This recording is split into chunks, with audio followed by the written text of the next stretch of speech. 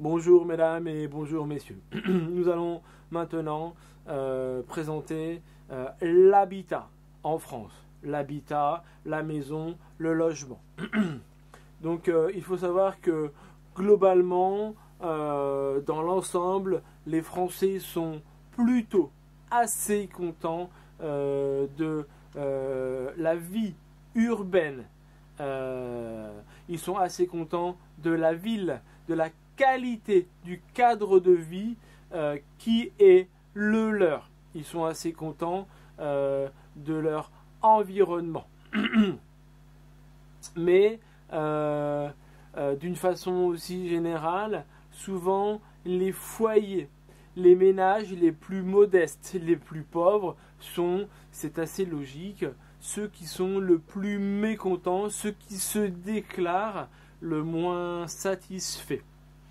Les Français, généralement, souscrivent, préfèrent la maison individuelle. Donc la maison individuelle, une maison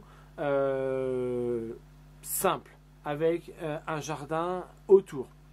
Donc 2/3 des Français préféreraient vivre dans un habitat de type individuel, une maison. Lorsque on demande aux Français, parmi les types d'habitation qui leur sont proposés, celui dans lequel ils souhaiteraient habiter, c'est la maison individuelle qui est sélectionnée, qui est choisie en premier. Donc environ près de 2/3 des Français préféreraient vivre dans une maison individuelle. Ensuite, les gens préféreraient vivre dans une maison pavillonnaire, dans un pavillon. Un pavillon, donc c'est un ensemble de maisons qui sont regroupées, un peu comme une grappe de raisin. Une grappe de raisin.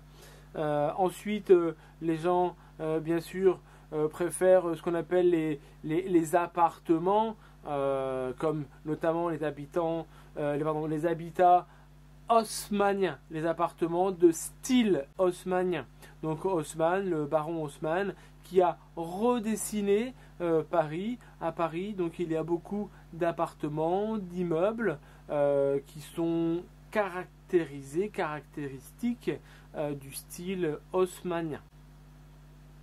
Ensuite, vous avez ce qu'on appelle la vie dans un immeuble. Donc les Français, s'ils avaient le choix, ils préfèrent vivre dans un immeuble en ville. Et dernièrement, enfin, le type de logement qui est le moins préféré, le type de logement qui est le plus rejeté par les Français, ce sont donc les grands ensembles d'habitats collectifs de tours et de bars, les bars d'immeubles, les tours, un ensemble de tours comme on retrouve beaucoup en banlieue. Ce type d'habitat est souvent synonyme d'un manque de transport, d'un manque de services et aussi parfois d'insécurité. Donc les bars, les tours d'immeubles. Quand on parle donc des maisons individuelles, c'est assez logique. Ce sont souvent les familles jeunes avec enfants qui recherchent ce type de logement.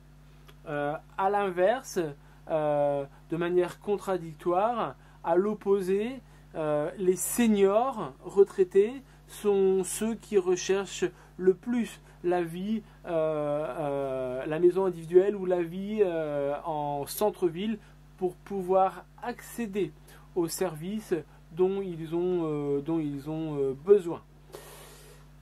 Quand on demande aux Français leur opinion sur la ville, sur le développement urbain de demain, sur la ville du futur, une grande majorité de Français se déclarent, se disent plutôt pessimistes. 3 Français sur 5, en effet, pensent que la vie maintenant est meilleure que la vie dans 10 ans, dans 20 ans, dans 30 ans. S'ils comparent, ils estiment, ils pensent, ils considèrent que la vie actuelle dans les villes est meilleure que la vie au futur. Souvent les gens décrivent, présentent la ville du futur, les espaces urbains comme des espaces plus peuplés et aussi plus anonymes et aussi donc quelque part plus insécurisés, moins sûrs et plus animés. Ça, c'est la ville avec beaucoup d'animation culturelle, économique, etc. Alors revenons sur cette présentation du futur. Les gens déclarent la ville plus peuplée. La ville attire de plus en plus de personnes qui recherchent un travail. La ville donc est plus peuplée, plus animée, mais plus anonyme. Plus anonyme, pourquoi ? Parce qu'il y a de moins en moins de solidarité entre les individus, il y a de moins en moins de réseaux sociaux, de solidarité, d'aide et d'entraide, entraide. Donc de plus en plus de gens souffrent de solitude. Il y avait une étude qui présentait la souffrance des Français. De nombreux Français n'ont pas d'amis, n'ont pas de relations sociales, et les seuls mots qu'ils peuvent prononcer, ce sont des mots très formels, les mots de salutation, par exemple lorsque on rentre dans un magasin ou lorsque on sort du magasin. Bonjour, je voudrais, merci, au revoir. Donc il y a vraiment un manque de civilité, un manque de socialité, un manque d'échanges sociaux. Cette souffrance liée à la solitude est aussi marquée donc par une plus grande anonymité. Cette souffrance aussi fait que les Français considèrent la ville de plus en plus dangereuse, comme le lieu de tous les dangers, de tous les trafics.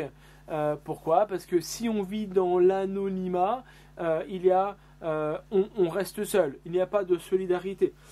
L'exemple en est l'année dernière, une jeune fille a été agressée par un homme qui avait trop bu. Elle a été agressée dans le métro de Lille, une ville dans le nord de la France. C'est un exemple, on ne peut pas généraliser à partir d'un exemple, mais un exemple permet quand même d'avoir des indications. Cette jeune fille a été agressée dans un métro pendant 30 minutes sans que personne intervienne. Personne n'est intervenu, personne n'est venu pour l'aider, pour essayer de lui apporter une forme de solidarité. Donc, plus anonyme, plus dangereux, plus peuplé et plus animé. Donc ça, ce sont les représentations que les Français ont de la ville du futur. C'est pour ça que, comme dans beaucoup de pays, comme on appelle ça en anglais « back to the roots », retour à la nature. On voit de plus en plus de gens, de ménages qui cherchent à vivre de manière plus en équilibre avec l'environnement, de retrouver une socialité dans une ville, dans un lieu de vie moins anonyme, dans une ville moins peuplée. Donc les gens retournent ou vont vivre à la campagne. Pourquoi ? Parce que aussi le prix de l'immobilier Fangja est devenu tellement élevé en ville qu'il est difficile d'acheter un bien immobilier, une maison ou un appartement à côté de son lieu de travail. Donc on perd beaucoup de temps dans les transports.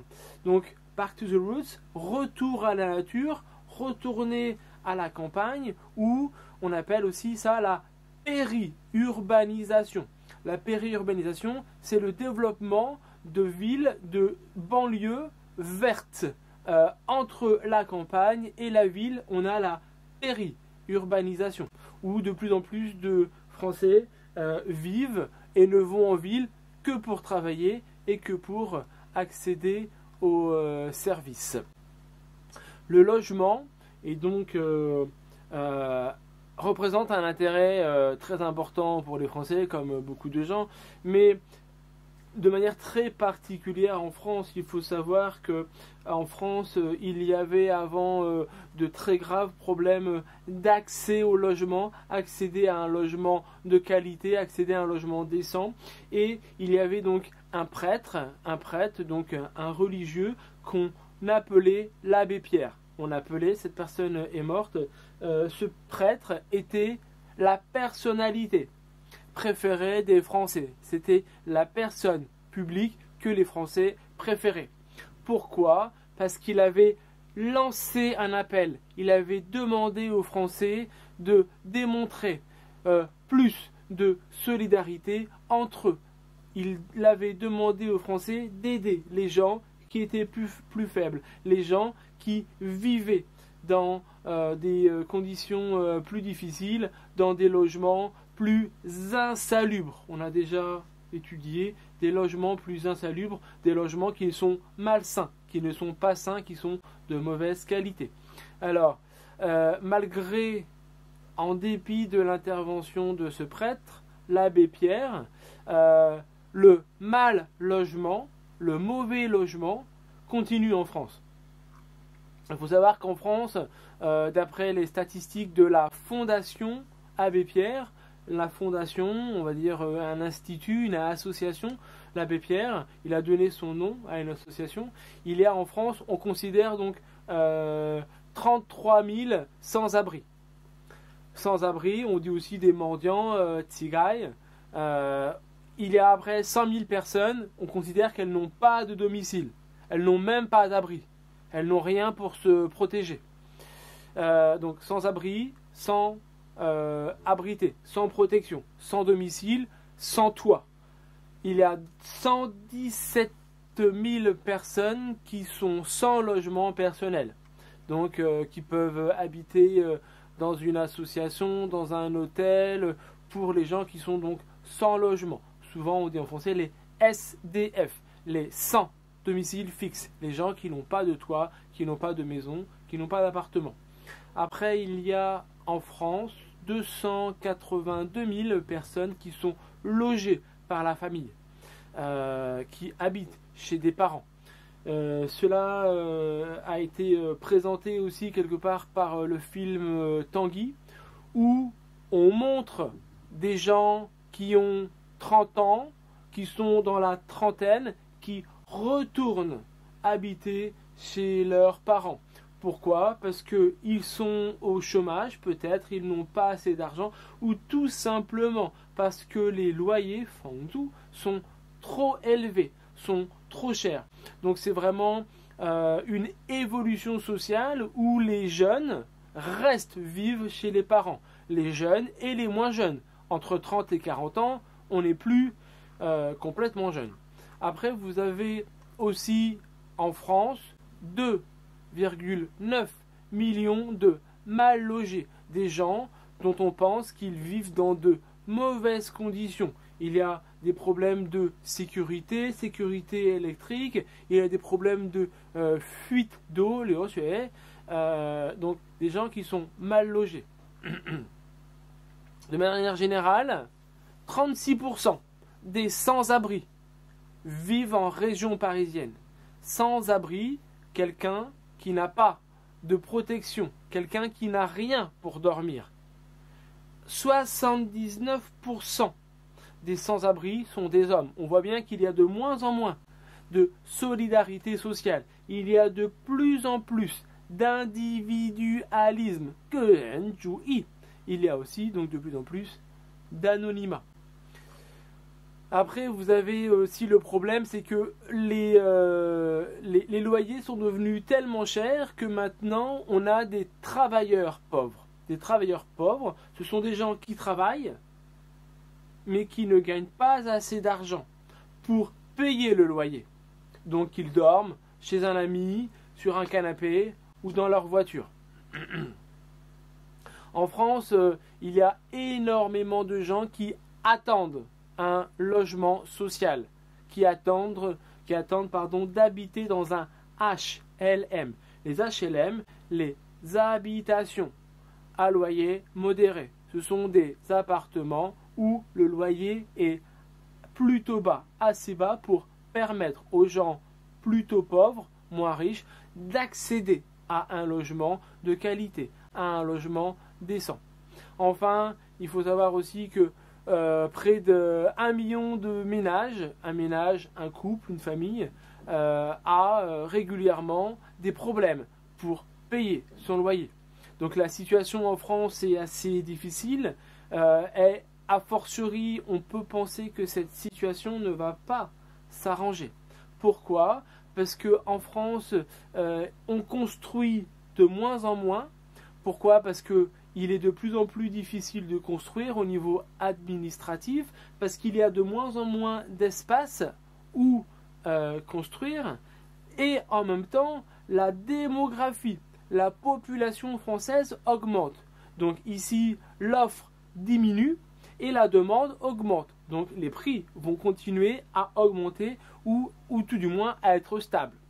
On verra ce que l'avenir dira. Je vous remercie. Au revoir.